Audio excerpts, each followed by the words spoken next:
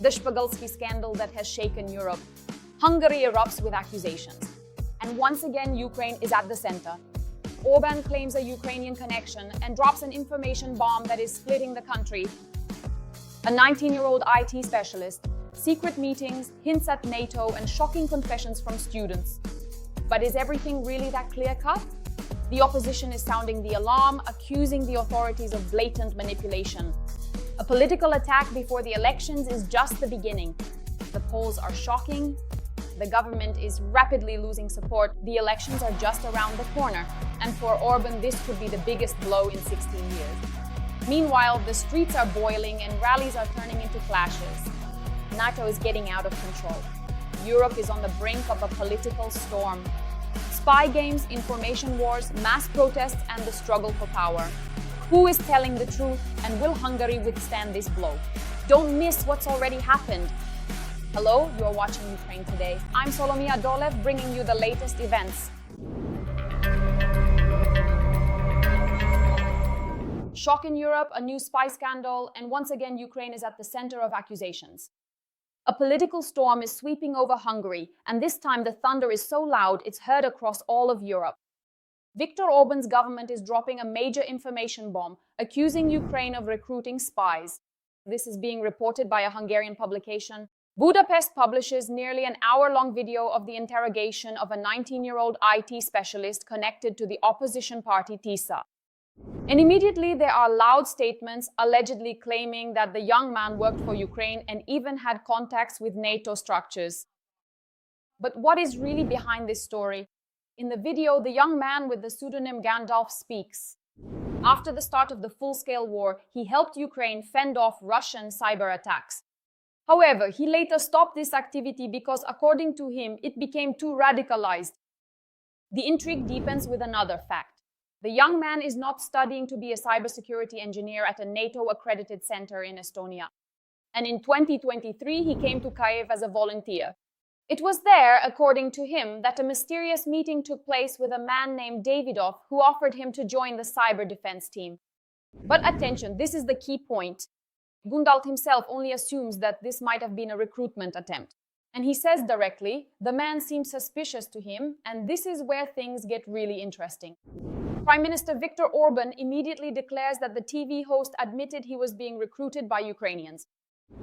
However, the opposition responds harshly and without compromise. The leader of the TISA party, Peter Magyar, calls this a political attack and manipulation. This is an organized action against our party. Even from this video, it becomes clear that if there were any attempts to recruit the young man, he rejected them. The government is simply twisting the facts. And that's not all. The scandal is erupting on the eve of key parliamentary elections in Hungary, which will take place on April 12th. The polling data is shocking the TISA authorities. They are confidently ahead of Orbán's Fidesz party, 53% to 39% among those who have already made up their minds. That's a 14 percentage point difference. For Orbán, this could become the most serious political challenge in his 16 years in power. And against this backdrop, new alarming signals are emerging. Images of Volodymyr Zelensky are even appearing in the government's campaign. Moreover, according to journalists, Kremlin strategists may be involved in the information war. An agency linked to the Kremlin likely developed a campaign to discredit Orbán's main opponent. Europe is holding its breath in anticipation. And while Hungary is reeling from the spy scandal, the situation is spiraling out of control right on the streets. A new wave of tension and at the same time a new explosion of emotions. A rally in support of Viktor Orbán turns into a real battleground. In the city of Pécsel, the Fidesz party decided to demonstrate its strength ahead of the elections. But everything went completely off script. According to Hungarian media, the event was organized on the main square, and even that couldn't be filled completely. Some government supporters actually moved aside, hiding from the rain. But the real drama began later. At first, the rally area was strictly controlled. Only their own registered participants were allowed in. But when the space in front of the stage filled up, the barriers were suddenly removed, and the crowd became uncontrollable. And that was the spark. Protesters with sharp and provocative slogans broke through to the Fidesz supporters. The air is filled with Orbán, get out, dirty Fidesz, and the loudest Russians go home. and nearby they unfurl a poster that shocks even experienced journalists. Pedophile. The tension is reaching its maximum. The so-called security group is opposing the protesters. Dozens of people dressed in black acting harshly and in sync. They snatch away posters, try to shout down the opposition, apply psychological pressure, and literally scream in people's faces. Journalists take notice. These people hide their faces, avoid questions, and act as if they are following a clear script. Local media note that it looked like a coordinated action. Moreover, some members of this group have already been identified. They are linked to the Ogórska Road Association and have also been seen at other Fidesz events. And all this is happening against the backdrop of a political crisis, espionage accusations, and a rapid decline in the government's standing. Hungary is literally boiling. The streets are against the government, the opposition is against the system, and the elections are just around the corner. And this is not the end of the political storm. What happened next goes beyond ordinary pre-election rivalry. Viktor Orbán was booed at his own rally. Yes, right there, where support was supposed to be heard, there was loud discontent instead. Emotions ran high, whistling, shouting, tension. The atmosphere was literally about to explode. And instead of calming the situation, Orbán responds sharply, very sharply. He accuses the protesters of supporting Ukraine. You are advancing the interests of Ukraine, and you are not on the side of Hungarians. You want a pro-Ukrainian government, and you want to give Hungary's money to Ukraine. That's the truth. After all, just yesterday the authorities were accusing Ukraine of spy games, and today they're already calling their own citizens practically outsiders. Society reacts instantly. On social networks, in the streets, in the comments, the wave of outrage is only growing. Harsh judgments are being voiced. More and more often, people openly state that the Prime Minister is acting in the interest of the Kremlin, not his own country. Political tension is reaching its peak. Scandals, clashes, accusations, division in society, and all this just days before the elections.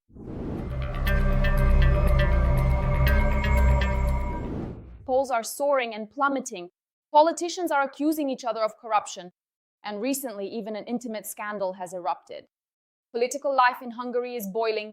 The country is preparing for elections. What does this mean for Ukraine? And is the end of the Orbán era really approaching? All the details are in the following report. The European Commission is softening its criticism of Hungarian Prime Minister Viktor Orbán. This is reported by the Financial Times. Supposedly, European officials do not want to be accused of interfering in the parliamentary elections. This would give Viktor Orbán yet another reason for anti-Brussels rhetoric. And what's more, the Orbán government may receive over 2 billion euros in financial aid before the start of voting. A few months before such historic and decisive elections, they concluded that the best thing to do is nothing, said a Hungarian official. The European Commission is hedging its risks, which is completely normal.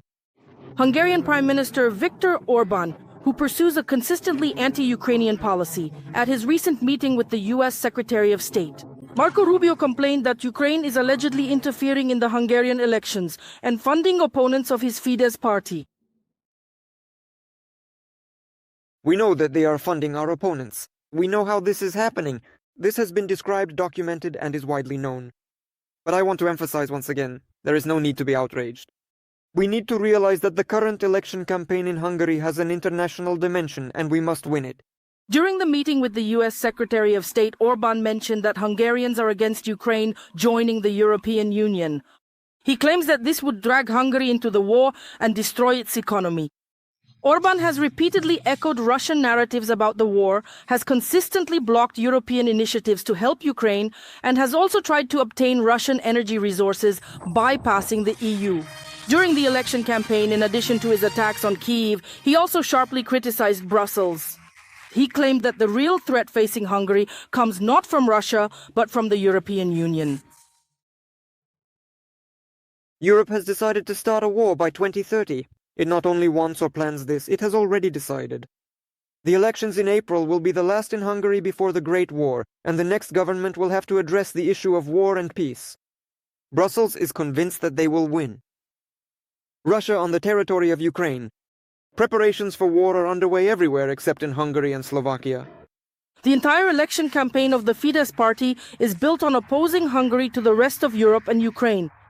On campaign posters displayed throughout the country, EU leaders and the Ukrainian president are depicted with outstretched hands, under the slogan, "We will not pay," clearly implying that unlike the rest of the European countries, Hungary will not contribute either financially or militarily. It will not help Kyiv. We guarantee you that if you vote for us, Hungary will not participate in the war, will not support Ukraine, and will not finance it. This is a party guarantee. Fidesz! In general, the Hungarian Prime Minister's entire campaign is built on the presentation of information. In this way, voters are left with the impression that Orbán is the sole guarantor of peace, while the opposition are puppets of the European Union and Ukraine and are seeking war. Experts say that despite voters being interested in domestic issues, the question of aid to Ukraine is also important both for supporters of Orbán's Fidesz and for the opposition Tisza party. Fidesz's position on Russia's war against Ukraine is extremely popular among the party's supporters. At the same time, Viktor Orbán uses this topic to divide the opposition electorate. The issue of aid to Kyiv sparks debates even within the Tisza party itself, and this allows the authorities to manipulate the opinions of undecided voters. Meanwhile, Viktor Orbán's main opponent, Péter Magyar, reported that the ruling party is trying to discredit him ahead of the elections. They released an intimate video featuring his ex-girlfriend. I realized that I had fallen into a classic Russian-style discreditation trap. However, since I have done nothing illegal, my conscience is clear. I am a 45-year-old man and have a regular sex life with an adult partner. Opposition leader Péter Magyar, while clearly identifying the aggressor in the Russian-Ukrainian war, is nevertheless against Ukraine's accelerated accession to the EU. The general parliamentary elections in Hungary are scheduled for Sunday, April 12th. According to the latest polls, the ruling Fidesz party is currently trailing the opposition Tisza party by 10%. Veronika Ivashenko, Details TV channel, Intermarathon, United News. A scandal in the very center of Budapest and a new escalation of the conflict. Orbán is escalating tensions with Ukraine, but Kyiv is responding with blows that no one expected. The scandal is only unfolding, and behind the scenes there may be Moscow's influence. What is behind these events and where could this lead? More on all this ahead. Dirty games and election campaign, there are no limits for the Hungarian Prime Minister.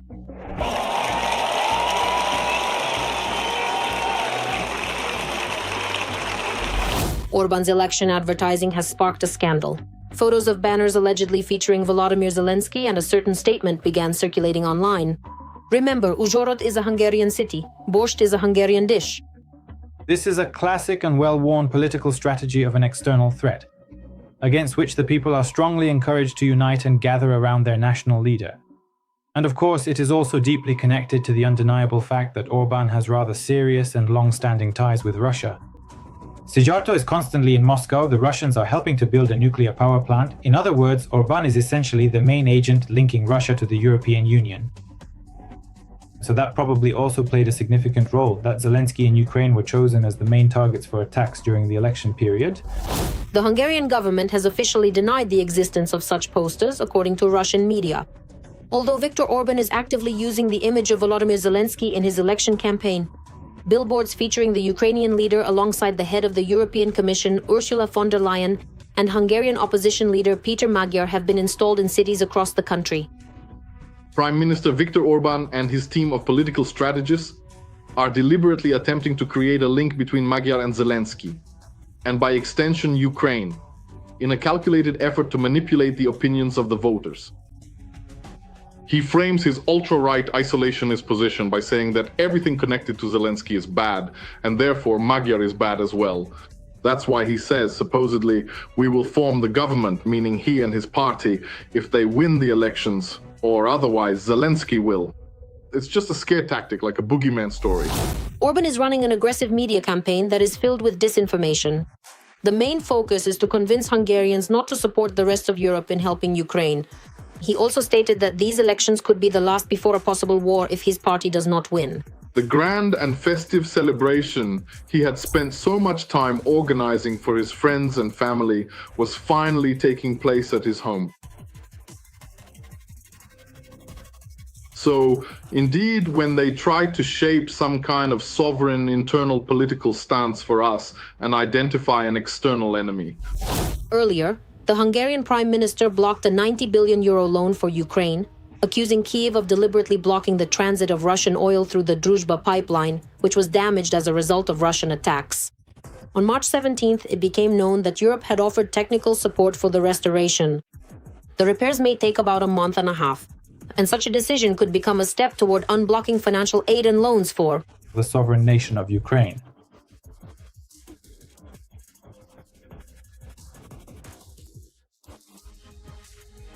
To be honest, I don't think this will really help because in any case, the nature of the election campaign will not change as a result.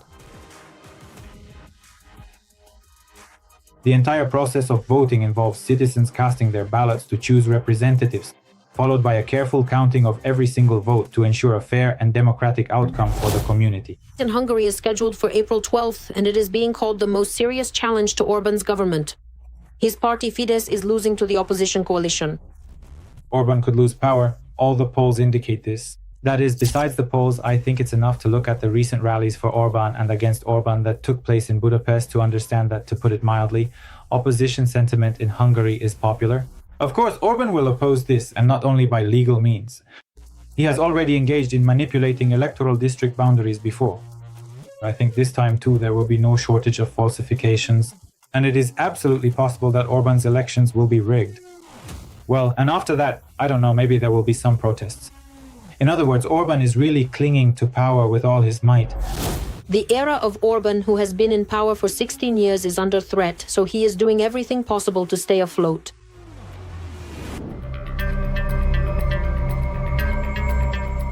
The political tension around Hungary is escalating. Viktor Orbán's actions are raising more and more questions, both within the country and on the international stage. Ukraine is showing strong opposition, while pressure on Budapest is increasing in Europe.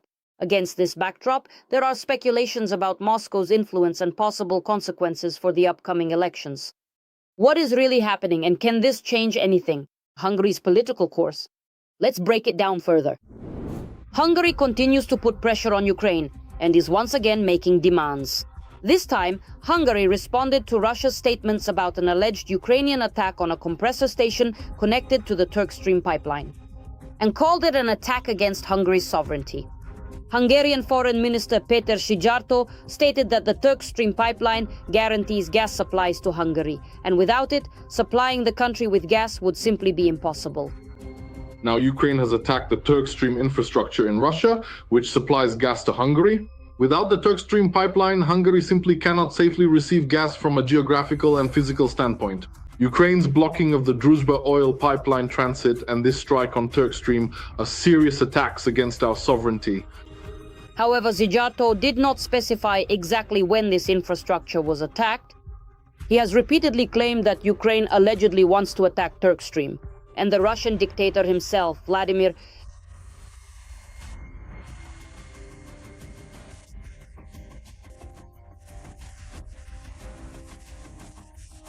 The current president of the Russian Federation, Vladimir Putin,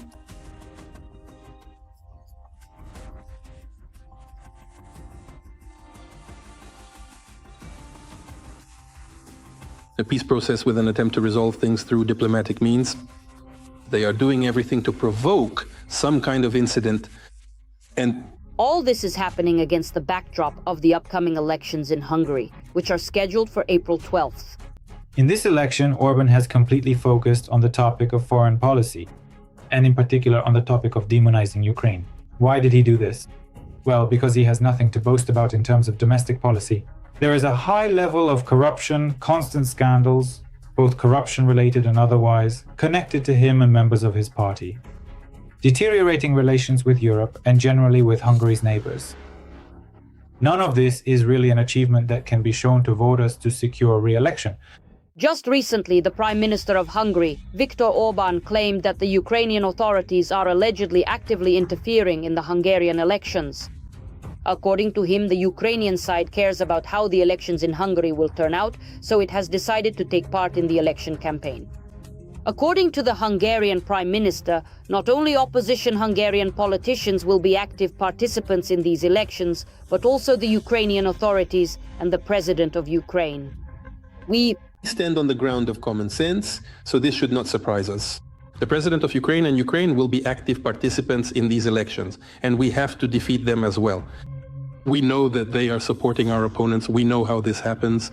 That is, they are constantly demonizing Ukraine as part of the election campaign.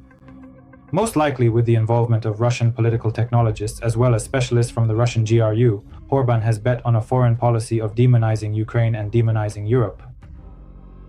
He used to do the same thing before, only back then his main enemy, for example, was Soros. Now instead of Soros, it's Ukraine. However, against the backdrop of all these provocations, statements, and actions from Hungary, Orbán's Kremlin strategists miscalculated what cards Ukraine actually holds. Ukraine's financial resources turned out to be less depleted than politicians had feared, and the country can hold out at least until the beginning of May. This was reported to the politician by 4 sources familiar with the state of Kyiv's finances. Previously, there were concerns that the Ukrainian authorities, who are facing a budget deficit of at least $50 billion this year, would start running out of funds as early as the end of March. However, the situation changed after the International Monetary Fund last month approved an $8.1 billion loan for Ukraine. Of this amount, $1.5 billion has been disbursed. In mid-December, the leaders of the European Union agreed on a financial support package for Ukraine totaling 90 billion euros to help fund its defense against Russian forces. However, Hungary recently blocked this initiative, accusing Ukraine of deliberately delaying the repair of a damaged oil pipeline, the Druzhba pipeline, for political reasons, in order to influence the elections that could remove the current prime minister from power, Viktor Orbán. Kyiv rejected these accusations, stating that the pipeline is too damaged to transport crucial supplies of Russian oil to Hungary after the drone attack at the end of January. Most likely, Orbán's Kremlin strategists expected that if the first tranche of the 90 billion loan did not arrive at the beginning of April, the Ukrainian government would have to cut spending due to the deficit. Such a situation would mean that Kyiv would be interested in finding ways to unblock the oil pipeline in order to unlock the loan. And that would mean an attempt to negotiate with Orbán, who would thus win the political war he himself had declared. Indeed, it was on the expectation that Kyiv would lack the resources that the Hungarian Prime Minister himself was counting, right up to the elections in Hungary. Now, if the repair of the Druzhba pipeline does not take place by April 12th, in fact, Orbán has lost. This could become a negative factor for the Hungarian Prime Minister in terms of his ratings, since voters will not receive the promised victory over Ukraine. As of today, the Hungarian opposition party TISA maintains its lead ahead of the elections. Finally, Hungary has an opposition leader, the leader of the opposition forces, Péter Magyar. Orbán has tried his best to demonize him, but so far it hasn't really worked. As Reuters reports, a month before the elections in Hungary, Péter Magyar's TISA is ahead of Prime Minister Viktor Orbán's Fidesz by 14 percentage points among decided voters. In January, the gap was 16 points. TISA has received the support of 53% of decided voters. This figure has not changed since January, while Fidesz was supported by 39%. One way or another, there will be a lot of questions for him in the future about his activities, corruption, and ties with Russia. We must consider what he actually received in exchange for essentially trading away the prestigious status of being the country's leader and a member of the European Union. Consequently, there are going to be a great many difficult questions that need to be answered. And it is my sincere hope that in just 1 month's time, Hungary will finally have a brand new government. A government with which Ukraine can truly attempt to build much more adequate and significantly more normal diplomatic relations. Well, that's all from me for now. What do you think about all these events? Write your opinion in the comments. Hit the like button under the video and follow the main news together with me. There's more to come. See you in the next episode.